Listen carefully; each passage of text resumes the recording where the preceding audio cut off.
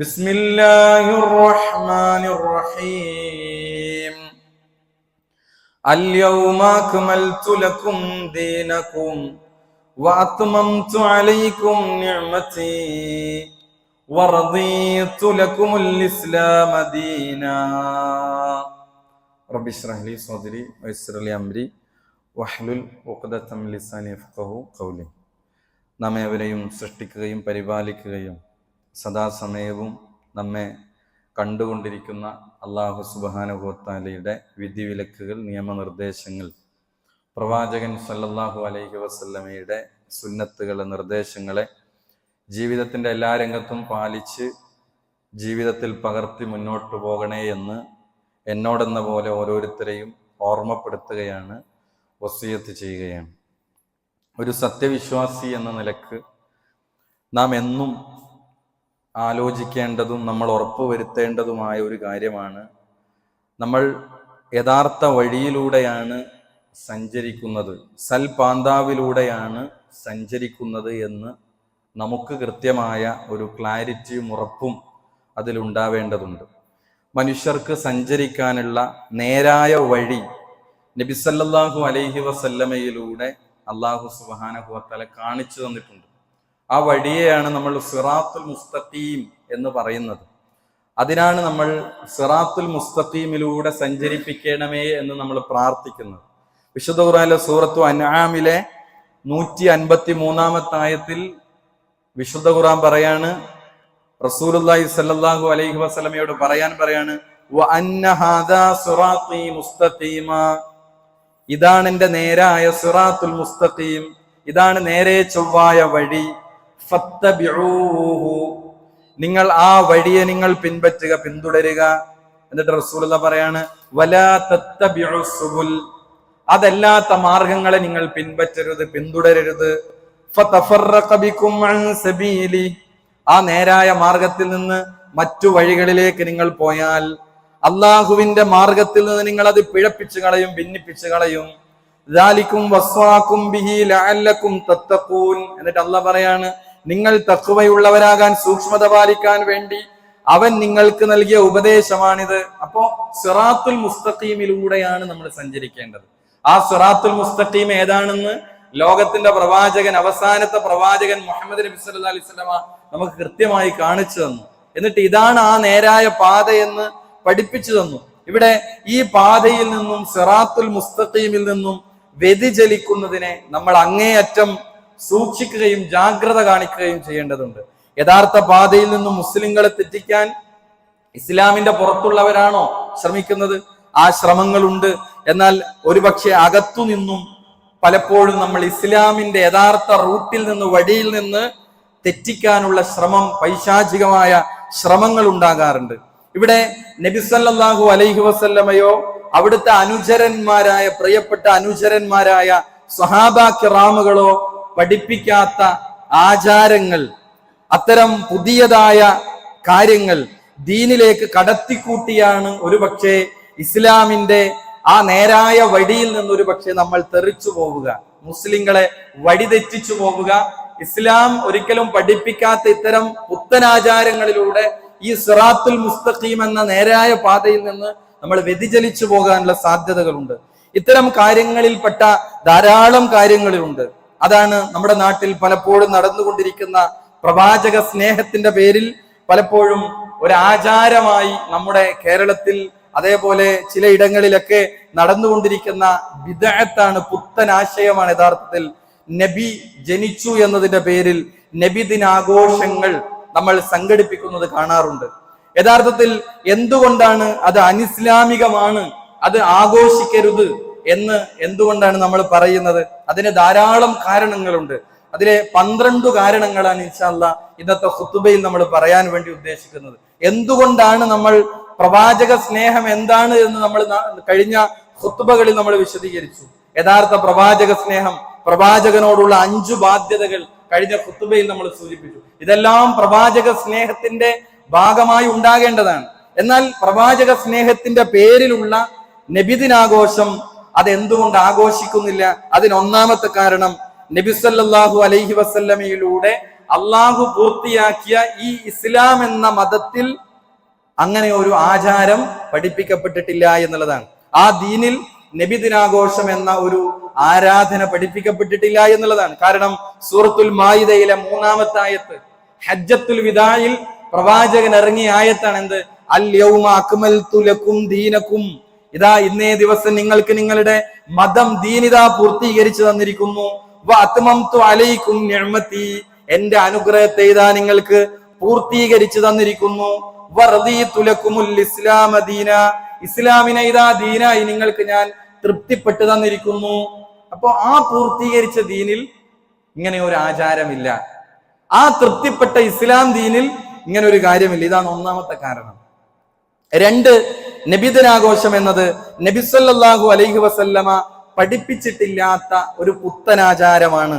കാരണം നബി സല്ലല്ലാഹു അലൈഹി വസല്ലമയുടെ അധ്യാപനങ്ങളിൽ നമുക്കത് ലഭിക്കണം, ഹദീസുകളിൽ നമുക്ക് ലഭിക്കണം. പ്രവാചകന്റെ വാക്കോ പ്രവൃത്തിയോ അനുവാദമോ ഒരു വിഷയത്തിൽ നമുക്ക് തെളിവായി, അതിന് ദലീലായി നമുക്ക് വേണം. അങ്ങനെ ഒരു ദലീൽ പ്രവാചകന്റെ നാവിലൂടെ, പ്രവർത്തനത്തിലൂടെ, മൗനാനുവാദത്തിലൂടെ നമുക്ക് ഈ വിഷയത്തിൽ അങ്ങനെ എന്തെങ്കിലും തെളിവുകൾ പ്രമാണങ്ങളിൽ ഉണ്ടോ? അങ്ങനെ പ്രമാണങ്ങളിൽ ഇല്ല എന്നതാണ് യാഥാർത്ഥ്യം. അങ്ങനെ ഇല്ലെങ്കിൽ അതിന്റെ വിധി എന്താണ്? അതും പ്രവാചകൻ പറഞ്ഞു. സഹീഹ് മുസ്ലിമിലെ ഹദീസ്, റസൂലുള്ളാഹി സ്വല്ലല്ലാഹു അലൈഹി വസല്ലം പറഞ്ഞു എന്ന് ഉമ്മുൽ മുഅ്മിനീൻ ആയിഷ റളിയല്ലാഹു അൻഹ പറയാണ്. റസൂലുള്ളാഹി പറഞ്ഞു, മൻ അഹ്ദസ ഫീ അംരിനാ, നമ്മുടെ ഈ കൽപ്പനയിൽ, ഈ കാര്യത്തിൽ എന്ന് പറഞ്ഞാൽ ഈ ദീനിൽ, ഈ മതത്തിൽ ആരെങ്കിലും പുതുതായി ഉണ്ടാക്കി, മാ ലൈസ മിൻഹു, ആ ദീനിൽ ഇല്ലാത്ത ഒരു കാര്യത്തെ ആരെങ്കിലും പുതുതായി ഉണ്ടാക്കിയാൽ ഫഹുവ റദ്ദുൻ, അത് തള്ളപ്പെടേണ്ടതാണ്. സഹീഹ് മുസ്ലിമാണിത്.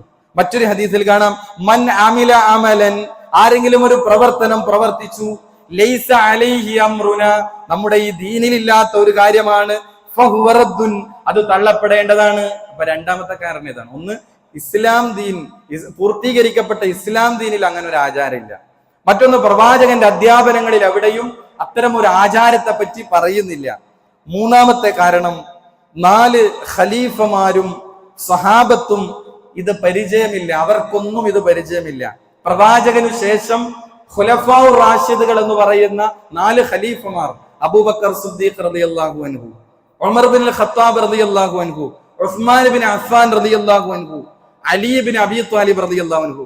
എത്ര വർഷമാണ് പ്രവാചകന്റെ വഫാത്തിന് ശേഷം ഇസ്ലാമിക ലോകം അവർ ഭരിച്ചത്? 30 വർഷം ഭരണം നടത്തി. ആ ഭരണത്തിൽ എവിടെയും ഇങ്ങനെ ഒരു ആചാരം, എവിടെയും ഒരു രേഖകളിലും നമ്മൾ കാണുന്നില്ല. മറിച്ച് പ്രവാചകന്റെ ഇനി ആ ഖലീഫമാർക്ക് പുറമെ സഹാബാ കിറാമുകൾ, പ്രവാചകന്റെ വിടവാങ്ങൽ പ്രസംഗം കേൾക്കുന്നത് 1 ലക്ഷം സഹാബത്ത് ആ പ്രഭാഷണത്തെ വീക്ഷിച്ചു എന്ന് നമ്മൾ ഹദീസുകളിലൂടെ വായിക്കുന്നുണ്ട്. ആ സഹാബത്ത്, അവസാന സഹാബി മരിച്ച വർഷം ഏതാണ്? പ്രവാചകൻ വഫാത്തായിട്ട് 100 വർഷം വരെ അവിടുത്തെ സഹാബാ കിറാമുകൾ ജീവിച്ചു. അവസാനത്തെ സഹാബിയും വഫാത്താകുമ്പോൾ 1 നൂറ്റാണ്ട് കാലമാണ് എടുക്കുന്നത്. അവിടെ ആ സഹാബികൾക്കൊന്നും ഇത് പരിചയമില്ല. അപ്പോൾ അവരാണ് നബിയിൽ നിന്ന് ആദ്യം ദീൻ കേട്ടുപഠിച്ചത്. ഫസ്റ്റ് ഓഡിയൻസ്, പ്രഥമ ഓഡിയൻസ് എന്ന് പറയുന്നത് പ്രവാചകന്റെ കൂടെ ജീവിച്ച ഖുലഫാഉ റാഷിദുകളും അവിടുത്തെ സഹാബികളുമാണ്. മാത്രമല്ല, ഈ ഉമ്മത്തിലെ ഏറ്റവും ഖൈറായവരാണ്. അവർ ഒന്നും ഇത് ചെയ്തില്ല എന്നുള്ളതാണ്. നബി ചര്യയോടൊപ്പം അവരുടെ ചര്യയെ മുറുകെ പിടിക്കാൻ നബി സല്ലല്ലാഹു അലൈഹി വസല്ലം എത്ര ഹദീസുകളിൽ പറഞ്ഞു. പ്രവാചകന്റെ ഒരു ഹദീസാണ്, പ്രവാചകൻ കൽപ്പിക്കാണ്, നിങ്ങൾ നബിചര്യയോടൊപ്പം ഖുലഫാഉ റാഷിദുകളുടെ ചര്യയെ നിങ്ങൾ മുറുകെ പിടിക്കണം. എന്താ റസൂലുള്ളാഹിന്റെ വാക്ക്?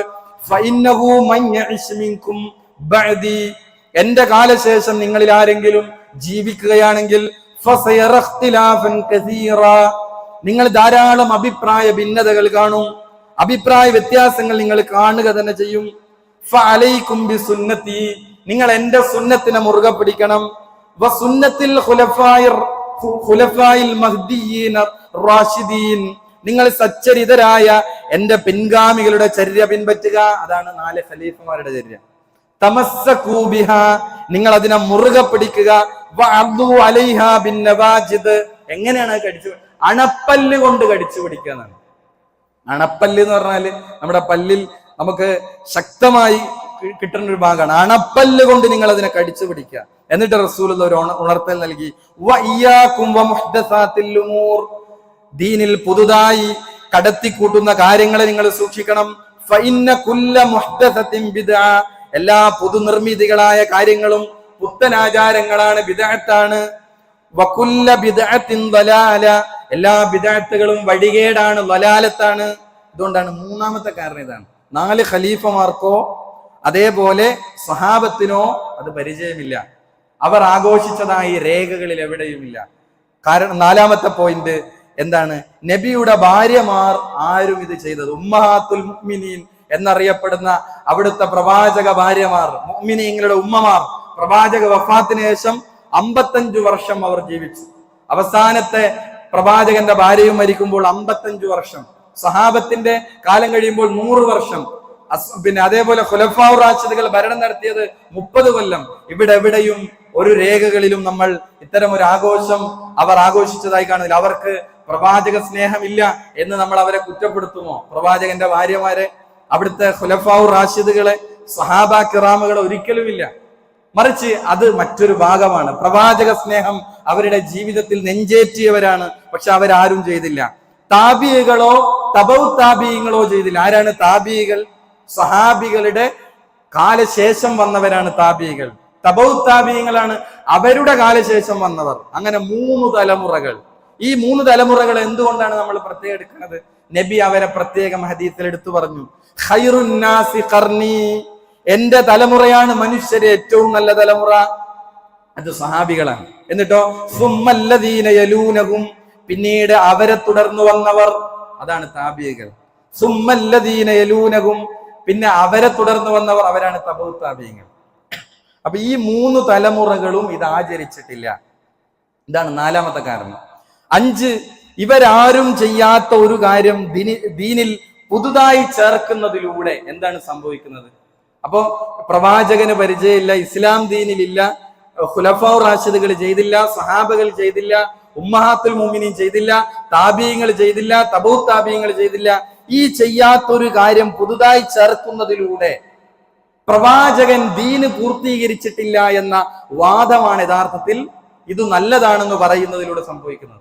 നമ്മൾ മനസ്സിലാക്കണം, 40ാമത്തെ വയസ്സിൽ പ്രവാചകന് നുബുവത്ത് കിട്ടി, 63ാമത്തെ വയസ്സിൽ പ്രവാചകൻ വഫാത്തായി. 23 കൊല്ലത്തെ പ്രവാചകന്റെ നുബുവത്തിന്റെ പൂർത്തീകരണം, അല്ലാഹ് ഏൽപ്പിച്ച ഈ ദൗത്യം ഇവിടെ പൂർത്തീകരിച്ചു എന്ന് വിശ്വസിക്കുന്നവരാണ് നമ്മൾ. എന്നാൽ ഇങ്ങനൊരു കാര്യം പ്രവാചകന് പഠിപ്പിച്ചിട്ടില്ല, അത് പഠിപ്പിക്കാതെ പോയി എന്ന് പറയൽ എന്താണ്? പ്രവാചകൻ ഒരു വഞ്ചന കാണിച്ചു പോയി. കാരണം ഇങ്ങനെ ഒരു നന്മ പഠിപ്പിക്കാതെ പ്രവാചകൻ വഫാത്തായി. ഇതാരാണ് പറഞ്ഞത്? ഇമാം മാലിക് റഹ്മഹുല്ല പറഞ്ഞ വാക്കാണ്. എന്താണ് അദ്ദേഹം പറഞ്ഞത്? മൻ ഇബ്തദഅ ഫിൽ ഇസ്ലാമി ബിദ്അ, ആരെങ്കിലും ഇസ്ലാമിൽ ഒരു ബിദ്അത്ത് ഉണ്ടാക്കി എന്നിട്ട് അവൻ പറയുന്നത് ഇറാഹ ഹസന, അവനതിനെ നല്ലതായി കാണുന്നു. ഇമാം മാലിക് പറയാണ്, ഫഖദ് സഅമ അന്ന മുഹമ്മദൻ ഖാന റിസാല, ആ വ്യക്തി പറഞ്ഞുകൊണ്ടിരിക്കുന്നത്, വാദിക്കുന്നത് മുഹമ്മദ് നബി തന്റെ റിസാലത്തിൽ വഞ്ചന കാണിച്ചു എന്നാണ് അവൻ പറയുന്നത്. കാരണം ലിഅന്നല്ലാഹ തആല അൽയൗമ അക്മൽതു ലക്കും ദീനക്കും വഅത്മംതു അലൈക്കും നിഅമതി വറദീതു ലക്കുമുൽ ഇസ്ലാമ ദീന, അല്ലാഹ് പറയാണ് ഇസ്ലാം ദീന് പൂർത്തീകരിച്ചു. പക്ഷെ മറ്റൊരാൾ പറയുന്നു, ഒരു ബിദ്അത്ത് ഉണ്ടാക്കിയത് നല്ലതാണെന്ന് പറയുന്നുവെങ്കിൽ പ്രവാചകൻ അത് പൂർത്തീകരിക്കാതെ പോയി, വഞ്ചന കാണിച്ചു എന്ന് വാദിക്കുന്നവനാണ് അവൻ. എന്നിട്ട് ഇമാം മാലിക്കിന്റെ വാക്ക് അദ്ദേഹം പറഞ്ഞു, ഫമാലം യകുൻ യൗമഇദിൻ ദീന ഫലാ യകൂനുൽ യൗമ ദീന, അദ്ദേഹം പറയാണ്, അതിനാൽ അന്നേ ദിവസം ദീനല്ലാത്ത ഒന്നും ഇന്നും ദീനാവുകയില്ല. അതാണ് നമ്മുടെ അസ്ല്. അന്ന് ദീനല്ലാത്തത് ഇന്ന് ദീനാവുകയില്ല. ഇതാണ് 5ാമത്തെ പോയിന്റ്.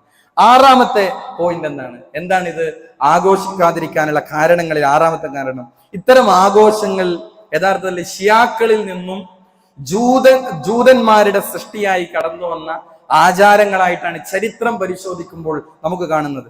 ആദ്യമായി ഇതിന്റെ ഉറവിടം എവിടെയാണ്? ആർക്കും ചരിത്ര രേഖകൾ പരിശോധിച്ചാൽ ഇതിന്റെ ഉത്ഭവം എവിടെയാണ് എന്ന് നമുക്ക് കണ്ടെത്താൻ കഴിയും. ഈ നബിദിനാഘോഷം തുടങ്ങിയത് ഹിജറ 4-ാം നൂറ്റാണ്ടിലാണ്.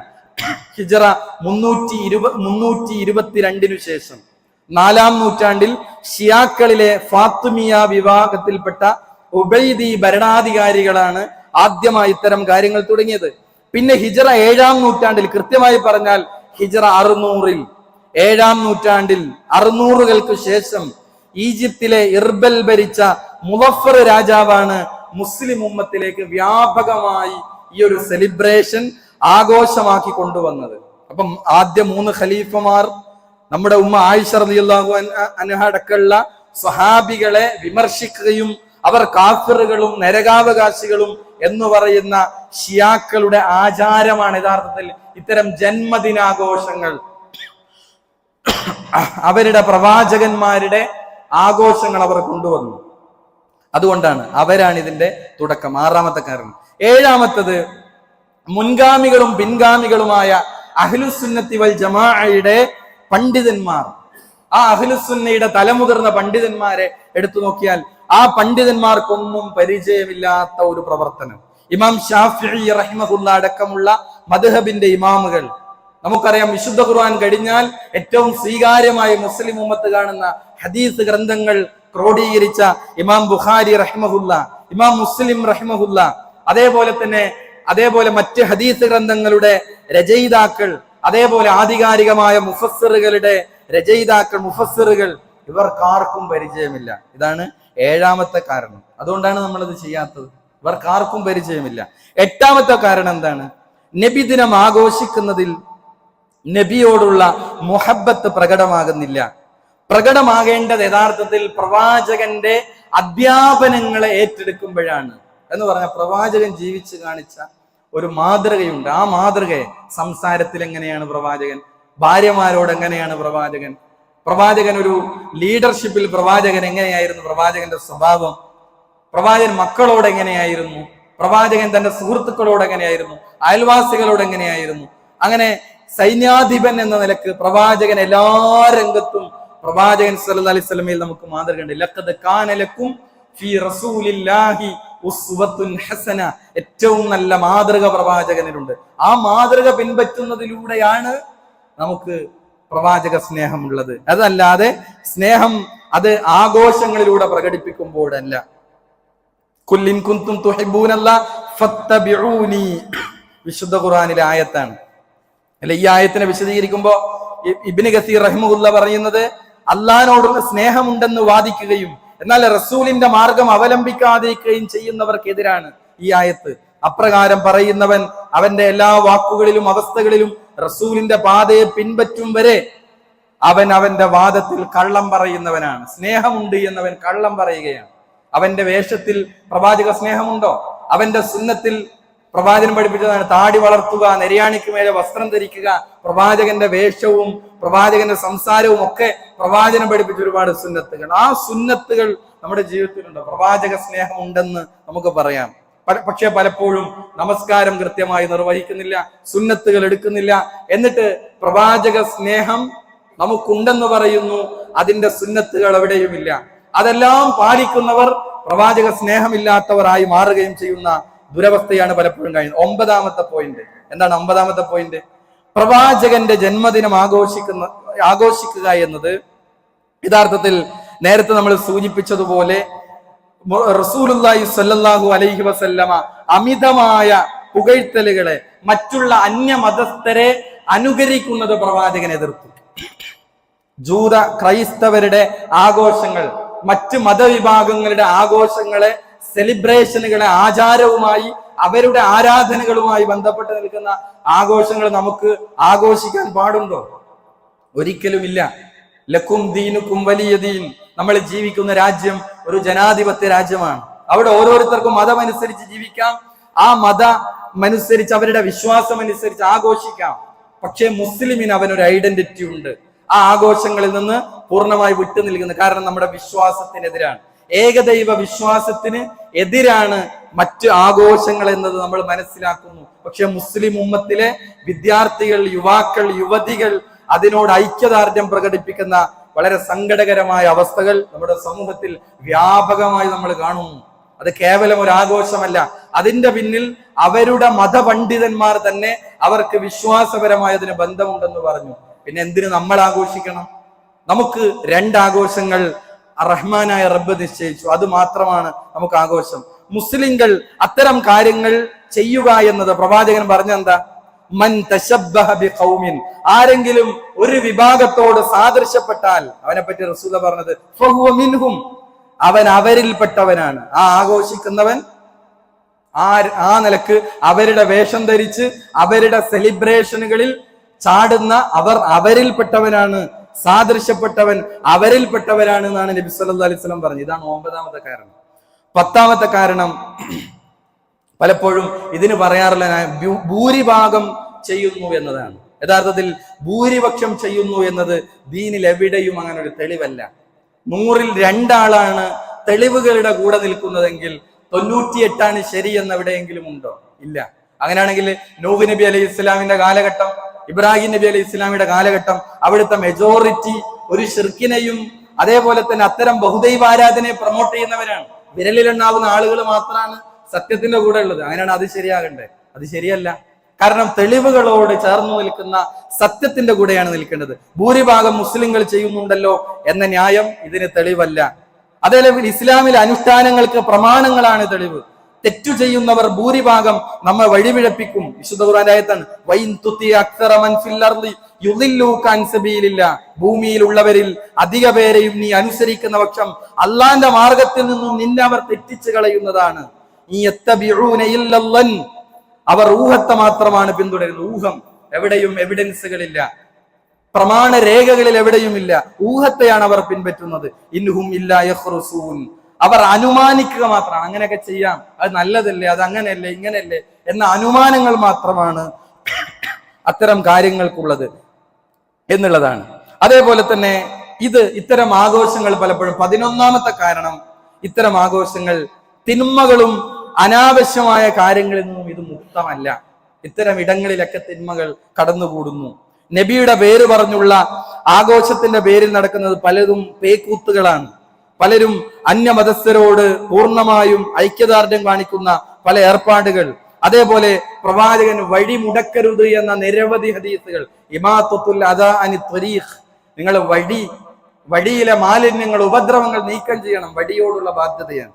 പക്ഷെ വഴി മുടക്കികളാകുന്നു, ആളുകൾക്ക് യാത്രാ പ്രയാസങ്ങൾ നേരിടുന്നു, സംഗീതങ്ങൾ ഉപയോഗിക്കുന്നു, സ്ത്രീ പുരുഷ കലരലുകൾ നടക്കുന്നു. ഇത്തരം ഹറാമിന്റെ കാര്യങ്ങൾ വരെ ഇതിന്റെ ഭാഗമായി, അതും പ്രവാചക സ്നേഹത്തിന്റെ ലേബലിലേക്കാണ് ഇത്തരം കാര്യങ്ങൾ വന്നു ചേരുന്നത്. 11 കാരണങ്ങളാണ് പറഞ്ഞത്.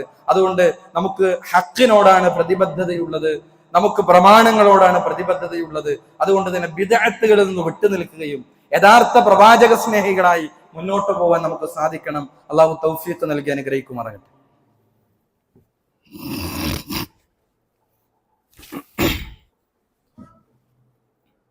അൽഹംദുലില്ലാ വസ്സലാത്തു വസ്സലാമു അലാ റസൂലില്ലാ വഅലാ ആലിഹി വസഹ്ബിഹി അജ്മഈൻ, അമ്മാ ബഅദ്.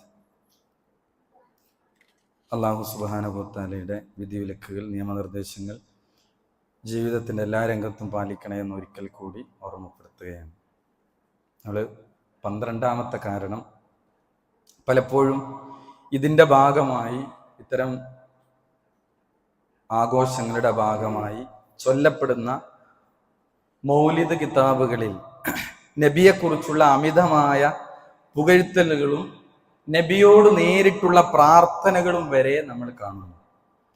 മൗലിദിൽ നബിയെ വിളിച്ച് നേരെ തേടുന്ന വചനങ്ങൾ, പലപ്പോഴും അത് ചൊല്ലുന്നവർക്ക് അതിന്റെ അർത്ഥങ്ങൾ അറിയില്ല എന്നുള്ളതാണ്. അതിലൊരു വരി ഇങ്ങനെയാണ്, ഫഅഗ്സ്നി വഅജ്ർനി യാ മുജീറ മിനസ് സഈർ, സഈർ എന്ന നരകത്തിൽ നിന്ന് കാക്കുന്ന നബിയെ, ഞങ്ങളെ നരകത്തിൽ നിന്ന് രക്ഷപ്പെടുത്തുകയും സഹായിക്കുകയും ചെയ്യണമേ. ഇത് മൗലിദിലെ വരിയാണ്. ആരോടാണ് ഇത് ചോദിക്കുന്നത്? മഹാനായ റസൂലുള്ളാഹി സ്വല്ലല്ലാഹി അലൈഹി വസല്ലമയോട് നേരിട്ട് തേടുകയാണ്. അള്ളാഹുവിനോട് തേടേണ്ട കാര്യങ്ങൾ അത് ആരാധനയാണ്, ദുആ ആരാധനയാണ്, ഇബാദത്താണ്. അദ്ദുആഉ ഹുവൽ ഇബാദ, പ്രാർത്ഥന ആരാധനയാണ്. ആ ആരാധന പ്രവാചകനിലേക്ക് പോയി ശിർക്കാണ്. യാ വലിയൽ ഹസനാത്തി യാ റഫീയദ് ദറജാത്തി കഫിർന അന്നി ദുനൂബി വഗ്ഫിർന ലി സയ്യിഅതി, നന്മകളുടെ കൂട്ടുകാരനും പദവികൾ ഉയർത്തുന്നവനുമായവരെ എന്റെ തിന്മകൾ മായ്ച്ചു കളയുകയും പാപങ്ങൾ പുറത്തു തരികയും ചെയ്യണേ എന്നാണ്. പാപം പൊറുക്കാൻ ആരോടാണ് ചോദിക്കുന്നത്? നബിയോട്. അപ്പൊ നബിയോട് തേടുന്ന ശിർക്കൻ വരികൾ ധാരാളം നമുക്ക് കാണാൻ കഴിയും. അപ്പൊ നബി സ്നേഹത്തിന്റെ പേരിൽ അതിരുവിട്ടപ്പോൾ സംഭവിച്ച കാര്യങ്ങളാണ്. യഥാർത്ഥത്തിൽ അതിരുവിടലിനെയും നമുക്ക് പ്രവാചകനെ മദഹ് ചെയ്യുന്നത് പ്രശ്നമല്ല. പ്രവാചകനെ പുകഴ്ത്തണം, പ്രവാചകന്റെ നന്മകൾ പറയണം, ഒക്കെ നമ്മൾ പറയാറുണ്ട്. പക്ഷെ അതിരു കവിയുന്നതിനെ പ്രവാചകൻ ജാഗ്രതയോടെ, പ്രവാചകൻ തന്നെ അത് എതിർത്തു. അതിരു കവിഞ്ഞതാണ് ജൂത ക്രൈസ്തവരുടെ പ്രശ്നം. അവർ അതിരുവിട്ട് അവരുടെ കൂട്ടത്തിലെ പ്രവാചകന്മാരെ, മഹത്തുക്കളെ പ്രശംസിച്ചു. അങ്ങനെ ആരാധനയിലേക്ക് എത്തി. ആദരവ് എന്ന് പറഞ്ഞ് ആരാധനയിലേക്ക് എത്തി. നബി അതിനെ എതിർത്തു. ഉമർ റളിയല്ലാഹു അൻഹു പറയാണ്, റസൂലുള്ള പറഞ്ഞത് ഞാൻ കേട്ടു, ലാ തുതുറൂനി കമാ അത്റത്തിൻ നസ്വാറാ ഇബ്നു മറിയം. നിങ്ങൾ ഈസ ഇബ്നു മറിയമിനെ അമിതമായി നസ്വാറാക്കൾ പുകഴ്ത്തിയതുപോലെ എന്നെ നിങ്ങൾ പുകഴ്ത്തരുത്. ഫഇന്നമാ അന അബ്ദുഹു, ഞാൻ അല്ലാഹുവിന്റെ അടിമ മാത്രമാണ്. ഈസ ഇബ്നു മറിയമിനെ നസ്വാറാക്കൾ എന്താണ് പറഞ്ഞത്? ദൈവപുത്രനാണ്, ദൈവമാണ്, ദൈവത്തിന്റെ മൂന്നിലൊന്നാണ് എന്നൊക്കെ പറഞ്ഞ് ഈസ ഇബ്നു മറിയമിനെ അവർ അമിതമായി പുകഴ്ത്തി. അങ്ങനെ നിങ്ങൾ എന്നെ പുകഴ്ത്തരുത്. ഞാൻ ആരാണ്? ഫഇന്നഹു അന അബ്ദുഹു, ഞാൻ അല്ലാഹുവിന്റെ അടിമയാണ്. എന്നിട്ട് റസൂൽ പറഞ്ഞു, ഫഖൂലു, നിങ്ങൾ പറയുക, അബ്ദുല്ലാഹി വറസൂലിഹി, ഞാൻ അള്ളാഹുവിന്റെ അബ്ദും അടിമയും അവന്റെ പ്രവാചകനുമാണ്. ആ സ്ഥാനത്തിന്റെ അപ്പുറത്തേക്ക് നിങ്ങൾ എന്നെ ഉയർത്തരുത്. കുട്ടികൾ പാട്ടുപാടി പ്രവാചകനെ പറ്റി. അപ്പൊ ആ കൂട്ടത്തിൽ അവർ പാടിയ ഒരു വരിയായിരുന്നു, വഫീനാ നബിയ്യുൻ, ഞങ്ങളുടെ കൂട്ടത്തിൽ ഒരു പ്രവാചകനുണ്ട്, യഅലമു മാ ഫീ ഗദിൻ, നാളെ നടക്കുന്ന കാര്യങ്ങൾ അറിയുന്ന ഒരു പ്രവാചകൻ. ആ സമയത്ത് പ്രവാചകൻ ആ പാട്ട് കേട്ടിങ്ങനെ സൂചിച്ചിരിക്കല് ചെയ്ത് പ്രവാചകൻ അവിടെ നിർത്താൻ പറഞ്ഞു. ഇതുവരെ പാടിയത് പ്രശ്നമില്ല, പക്ഷെ ആ വരി നിങ്ങൾ പാടരുത്. കാരണം നാളെ നടക്കുന്ന കാര്യങ്ങൾ അറിയുന്ന, ഗൈബ് അറിയുന്നവൻ അള്ളാഹു മാത്രമാണ്. അപ്പൊ അമിതമായ പുകഴ്ത്തലുകളെ പ്രവാചകൻ സല്ലല്ലാഹു അലൈഹി വസല്ലമ അതിശക്തമായ എതിർത്ത ഒട്ടേറെ വചനങ്ങൾ നമുക്ക് കാണാൻ സാധിക്കും. അതുകൊണ്ട് തന്നെ ബിദ്അത്തുകളെ നമ്മൾ എന്ത് ചെയ്യണം? കരുതിയിരിക്കണം എന്നുള്ളതാണ്. ഗുലുവിനെ നമ്മൾ കരുതിയിരിക്കണം. യാ യുഹന്നാസ് ഇയ്യാകും വൽ ഗുലൂബു ഫിദ്ദീൻ, ദീനിൽ അതിര് കവിയുന്നതിനെ നിങ്ങൾ ശ്രദ്ധിക്കണം. ഫൈന്നഹു മൻ കാന ഖബ്ലകുമുൽ ഗുലൂബു ഫിദ്ദീൻ, ദീനിൽ അതിര് കവിഞ്ഞതാണ് മുൻഗാമികൾ നശിപ്പിക്കപ്പെടാൻ കാരണമായിട്ടുള്ളത്. 12 കാരണങ്ങളാണ് നമ്മൾ പറഞ്ഞത്. ഈ പ്രവാചക സ്നേഹത്തിന്റെ പേരിൽ നമ്മുടെ നാട്ടിൽ നടക്കുന്ന നബിദിനാഘോഷങ്ങൾ ആഘോഷിക്കാതിരിക്കാനുള്ള 12 കാരണങ്ങളാണ് നമ്മൾ സൂചിപ്പിച്ചത്. അതുകൊണ്ട് തന്നെ പ്രവാചക സ്നേഹത്തിന്റെ മർമ്മം പ്രവാചകൻ കൊണ്ടുവന്നതിന് സ്വീകരിക്കലും പ്രവാചകൻ വിരോധിച്ചതിൽ നിന്ന് വിട്ടുനിൽക്കലുമാണ് അതിന്റെ അടിസ്ഥാനം എന്ന് നമ്മൾ മനസ്സിലാക്കുക. അള്ളാഹു തൗഫീഖ് നൽകി അനുഗ്രഹിക്കുമാറാകട്ടെ. മറ്റൊരു കാര്യം, നമുക്കറിയാം, വിശ്വാസികളായ നമ്മൾ ഓരോരുത്തരോടും അള്ളാഹു സൂചിപ്പിച്ചിരിക്കുന്ന നമ്മുടെ കുടുംബത്തെ, യാ അയ്യുഹല്ലദീന ആമനൂ ഖൂ അൻഫുസകും വഅഹ്ലീകും നാറ, നിങ്ങളുടെ സ്വന്തം ശരീരത്തെയും കുടുംബത്തെയും നിങ്ങൾ നരകത്തിൽ നിന്ന് കാത്തുരക്ഷിക്കണം. പക്ഷെ ആധുനിക തലമുറയിലെ സോഷ്യൽ മീഡിയയുടെ അമിതമായ ഉപയോഗത്തിലൂടെ നമ്മൾ പ്രതീക്ഷിക്കാത്തതും നമുക്ക് പരിചയമില്ലാത്തതുമായ ഒരു സാമൂഹിക സാംസ്കാരിക തകർച്ചയിലേക്ക് നമ്മുടെ പുതിയ കാലത്തെ പെൺകുട്ടികളും ആൺകുട്ടികളും എത്തിച്ചേർന്നിരിക്കുകയാണ്. നമ്മുടെ മക്കൾ ജീവിതത്തിലെ നല്ലൊരു സമയം ചെലവഴിക്കുന്നത് അവരുടെ സോഷ്യൽ മീഡിയ അക്കൗണ്ടുകളിലാണ്. അതേപോലെ തന്നെ ആ സമൂഹം സുരക്ഷിതമല്ലെങ്കിൽ നമ്മുടെ കുട്ടിയുടെ സുരക്ഷിതത്വം ഉറപ്പുവരുത്താൻ നമുക്ക് സാധിക്കാതെ വന്നേക്കാം. അതുകൊണ്ട് തന്നെ നമ്മുടെ കുട്ടികളുടെ വിഷയത്തിൽ ഉണ്ടാകുന്ന ഏതൊരു തകർച്ചയും, അവർക്ക് വരുന്ന ഏതൊരു പ്രശ്നവും, അത് നമ്മുടെ കുടുംബ ജീവിതത്തെ ഒരു തീരാ ദുഃഖത്തിലാക്കും. ഒരു പെൺകുട്ടിയിൽ വരുന്ന ഒരു അധാർമികമായ പ്രവർത്തനം, ഒരു മൂല്യച്യുതി, അവളുടെ ഒരു പ്രണയം, അവൾ വീട്ടിൽ നിന്ന് ഇറങ്ങിപ്പോയാൽ, അവരെ മിസ്സിംഗ് ആയാൽ, അവിടെയൊക്കെ നമ്മൾ ഒരു കുടുംബം തീരാ ദുഃഖത്തിലായി മാറുന്ന ഒരു സംഗതിയാണ്. അത് വരാതിരിക്കാൻ ആവശ്യമായ പ്രവർത്തനങ്ങൾ രക്ഷിതാക്കൾ എന്ന നിലയിൽ നമ്മുടെ ഭാഗത്തുനിന്ന് ഉണ്ടാവേണ്ടതുണ്ട്. നമ്മുടെ മുതിർന്ന മക്കളെ ഓരോ കാര്യങ്ങളും പറഞ്ഞ് ബോധവൽക്കരിക്കുന്നതിലും ഉപദേശിക്കുന്നതിലും നമുക്ക് യഥാർത്ഥത്തിൽ ഒരുപക്ഷെ നമുക്ക് കാര്യങ്ങൾ ചെയ്യുമ്പോൾ തന്നെ പരിമിതികളുണ്ട്.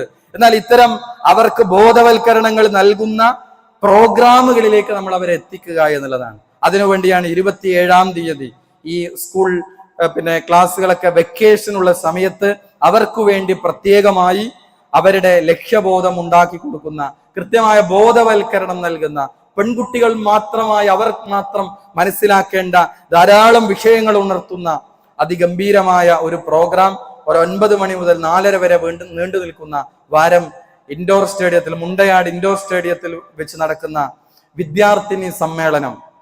വളരെ പ്രഗത്ഭരായ ഫാക്കൽറ്റികളാണ് അതിൽ സംസാരിച്ചു കൊണ്ടിരിക്കുന്നത്. ഹാരിസ് ബിൻ സലീം, താജുദ്ദീൻ സലാഹി, മുനവർ സലാഹി, അതേപോലെയുള്ള ഡോക്ടർ അബ്ദുള്ള ബാസിൽ CP സലീം, അതേപോലെ പിന്നെ ലേഡി ഫാക്കൽറ്റീസ് ആയിട്ടുള്ള ഒരു സംഘം ആളുകൾ, ഇങ്ങനെ വളരെ ചെറിയ ഒരു 1 ഡേ കൊണ്ട് തന്നെ അവർക്ക് കിട്ടേണ്ട ധാരാളം വിഷയങ്ങളെ ചെറിയ ചെറിയ സംസാരങ്ങളിലായി അവരെ ബോധവൽക്കരിക്കുക എന്നുള്ളതാണ് വിവിധ സെഷനുകളിലൂടെ ഉദ്ദേശിക്കുന്നത്. അതുകൊണ്ട് തന്നെ നമ്മുടെ ഓരോരുത്തരുടെയും ഈ ലോക വിജയത്തിന് വേണ്ടി നമുക്ക് ദുനിയാവിലും ആഖിറത്തിലും നമ്മുടെ മക്കളെ നമുക്ക് ആ ഒരു ദീനീ ബോധത്തിൽ നമുക്ക് കിട്ടാൻ വേണ്ടി ആ പ്രോഗ്രാമിലേക്ക് നമ്മൾ എന്ത് ചെയ്യണം, രജിസ്റ്റർ ചെയ്ത് അടുത്ത വ്യാഴം കറക്റ്റ് ഒരു 7ാമത്തെ ദിവസമാണ് ആ പ്രോഗ്രാം നടക്കുന്നത്. അതുകൊണ്ട് തന്നെ നമ്മൾ കൃത്യമായി ഇവിടുന്ന് വാഹന സൗകര്യമുണ്ട്. ഇനി ഇതിന്റെ മറ്റു പരിസരങ്ങളിലുള്ളവരാണെങ്കിൽ അവിടുന്നൊക്കെ വാഹന സൗകര്യങ്ങളുണ്ട്. ആ സൗകര്യം ഉപയോഗപ്പെടുത്തി നമ്മൾ എന്ത് ചെയ്യണം, നമ്മുടെ പെൺകുട്ടികളെ 12 വയസ്സ് മുതൽ 30 വയസ്സ് വരെ അതിനിടയിലെ ഏത് പെൺകുട്ടികളാണെങ്കിലും അവർ പഠിക്കുന്നവരാണെങ്കിൽ അവർക്ക് ഈ പ്രോഗ്രാമിൽ പങ്കെടുക്കാവുന്നതാണ്. അതിന് പ്രത്യേകിച്ച് രജിസ്ട്രേഷൻ ഫീസോ കാര്യങ്ങളൊന്നുമില്ല. അവർക്ക് വാഹന സൗകര്യമുണ്ട്. അവർക്ക് അവിടെ പിന്നെ ഭക്ഷണവും, പ്രഭാത ഭക്ഷണവും ഉച്ചഭക്ഷണവും ഒക്കെ അവിടെ ഉണ്ട്. അവർ തിരിച്ച് മഗ്‌രിബിന് മുമ്പ് അവരുടെ വീടുകളിൽ എത്തുന്ന രൂപത്തിലാണ് യാത്രകൾ ക്രമീകരിച്ചിരിക്കുന്നത്. നമ്മൾ നമ്മുടെ വീട്ടിൽ, നമ്മുടെ കുടുംബത്തിൽ, നമ്മുടെ അയൽപക്കങ്ങളിൽ, നമ്മുടെ സുഹൃത്തു ബന്ധങ്ങളിൽ ഇത്തരം പ്രായങ്ങളിലുള്ള വിദ്യാർത്ഥിനികൾ ഉണ്ടെങ്കിൽ ഇന്നു തന്നെ നമ്മൾ ഒന്ന് ലിസ്റ്റ് ചെയ്ത് അവരെ ബന്ധപ്പെട്ടവരെ അറിയിക്കണം എന്ന് സൂചിപ്പിക്കുകയാണ്. അല്ലാഹു സുബ്ഹാനഹു വ തആല നമുക്ക് തൗഫീഖ് നൽകി അനുഗ്രഹിക്കുമാറാകട്ടെ. നമ്മുടെ ഇത്തരം ദഅ്വാ പദ്ധതികളെ അല്ലാഹു വിജയിപ്പിച്ചു നൽകുമാറാകട്ടെ. നമ്മിൽ നിന്ന് വന്നുപോയ ചെറുതും വലുതുമായ എല്ലാ തെറ്റുകുറ്റങ്ങളും അല്ലാഹു നമുക്ക് വിട്ടുപുറത്ത് മാപ്പാക്കി തരുമാറാകട്ടെ. നമ്മിൽ നിന്ന് രോഗം കൊണ്ട് കഷ്ടപ്പെടുന്ന, പ്രാർത്ഥിക്കാൻ വസിയത്ത് ചെയ്ത പല രോഗികളുമുണ്ട്. അല്ലാഹു ഇനി അവർക്കെല്ലാം അവരുടെ രോഗം ശിഫയാക്കി കൊടുക്കണമേ. ലോകത്തിന്റെ വ്യത്യസ്ത ഭാഗങ്ങളിൽ പ്രയാസങ്ങൾ, പീഡനങ്ങൾ അനുഭവിക്കുന്ന മുസ്ലിം ഉമ്മത്ത് അല്ലാഹു ഇനി അവർക്ക് സമാധാനവും നിർഭയത്വവും രക്ഷയും നൽകി അനുഗ്രഹിക്കണമേ. നമ്മിൽ നിന്ന് മരണപ്പെട്ടു പോയ മുഅ്മിനീങ്ങൾ അല്ലാഹു ഇനി അവർക്ക് മഗ്ഫിറത്തും മർഹമത്തും നൽകി അനുഗ്രഹിക്കണമേ. اللهم اغفر للمؤمنين والمؤمنات والمسلمين والمسلمات. اللهم اعز الاسلام والمسلمين واذل الشرك والمشركين. اللهم انا نسالك الجنه. اللهم اجرنا من النار. ربنا تقبل منا انك انت السميع العليم. ربنا آتنا في الدنيا حسنه وفي الاخره حسنه وقنا عذاب النار. امين امين برحمتك يا ارحم الراحمين.